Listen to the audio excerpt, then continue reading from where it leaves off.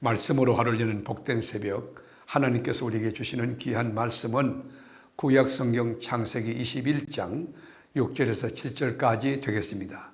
온라인 동참하는 여러분도 다 함께 성경을 펴주시고 같이 말씀 속으로 들어가서 함께 말씀을 읽어 보실까요? 사라가 이르되 하나님이 나를 웃게 하시니 듣는 자가 다 나와 함께 웃으리로다.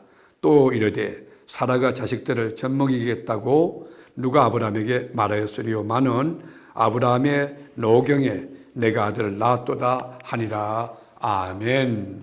믿음의 조상 아브라함이 하나님의 약속을 받은 후에 25년 만에 그 약속이 성취가 됩니다. 역사화 되었습니다. 그 긴 세월 동안 아브라함과 사라는 어떤 때는 믿음의 승리자가 되고 강자였지만 어떤 때는 처절하게 무너지고 자빠지고 패배한 사람이기도 했습니다. 어떤 때는 당당한 하나님의 사람이었다면 어떤 때는 치사하리만큼 처참하게 무너진 그 몰골도 있었습니다. 그래서 1절을 보면 두 번이나 강조하시는 말씀대로 말씀하신 대로 여러분, 이 반복하는 것은 히브리어에서 최상급의 강조입니다. 그만큼 중요하다는 거지요. 하나님의 말씀에는 결코 거짓이 없고 헛됨이 없다는 거지요.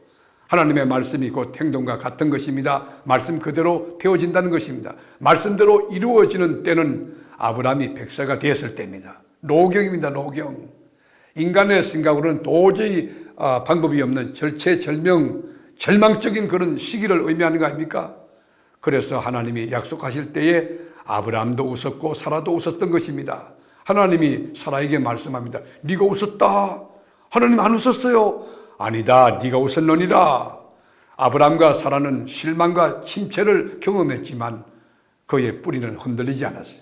로마서 4장 19절에 보면 바울은 이렇게 말합니다. 아브라함의 믿음을 평가하기를 그가 믿음이 약해지지 않았다고 기록하고 있습니다. 사라가 이르되 하나님이 나를 웃게 하시니 듣는 자가 다 나와 함께 웃으리로다. 6절 7절에 말하지 않습니까? 사라는 처음에 허탈한 웃음을 지었습니다. 믿지 못하는 불신앙의 믿음이었습니다. 그러나 이제는 약속이 이루어졌으니 감격의 웃음입니다. 영원히 춤을 추고 그리고 웃는 웃음입니다. 모든 사람이 다 들을 수 있도록 웃고 함께한 사람도 함께 웃게 만들었습니다. 사라에게는 가슴속에 응어리가 있습니다. 애굽에서 자신의 몸종으로 데려온 아이가 하갈인데 이스마엘을 낳고 마치 안방 주인이 된 것처럼 행사하니 견딜 수가 없어서 가슴 아파서 울었습니다. 자기를 자기를 동생이라고 이제 소개하고 권력자에게 넘기려고 했던 못난 남편을 보면서 아마 가슴 속에 크게 아픔이 되어서 울었을 겁니다. 그러나 이제 사라는 그 모든 상처가 다 덮여가고 다 떨어져 나갈 만큼 이삭을 낳았는데 웃고 있습니다. 행복하게 웃고 있습니다. 인생 역정은 아닙니까? 고통의 세월을 보낸 다음에 하나님이 주신 웃음입니다. 사람들도 모두 기뻐하는 그런 웃음입니다. 모든 시선은 이삭에 쏠려졌습니다. 관심이 집중되어 있을 때 기쁨을 나눌 수 있는 사람이 있었습니다. 그게 누굴까요? 그들이 하갈과 이스마엘이었습니다. 9절에 보면 이스마엘이라는 이름을 사용하지 않고 애굽 여인 하갈의 아들이라고 말합니다. 이스마엘을 아브라함의 가족으로 인정하지 않겠다는 뜻입니다. 거기다가 아브라함이 이삭을 말로만 놀린 것이 아니라 행동으로 놀렸습니다. 13살 될 때까지 외동아들로 아브라함의 사랑을 독차지하며 자라났던 첩의 아들이기도 하지만 큰아들 노릇을 하고자 했던 겁니다. 사라가 강력하게 남편에게 하갈과 이스마엘을 추방해달라고 요청합니다. 11절에 보면 이 일로 인하여 아브라함은 큰 고통에 빠집니다.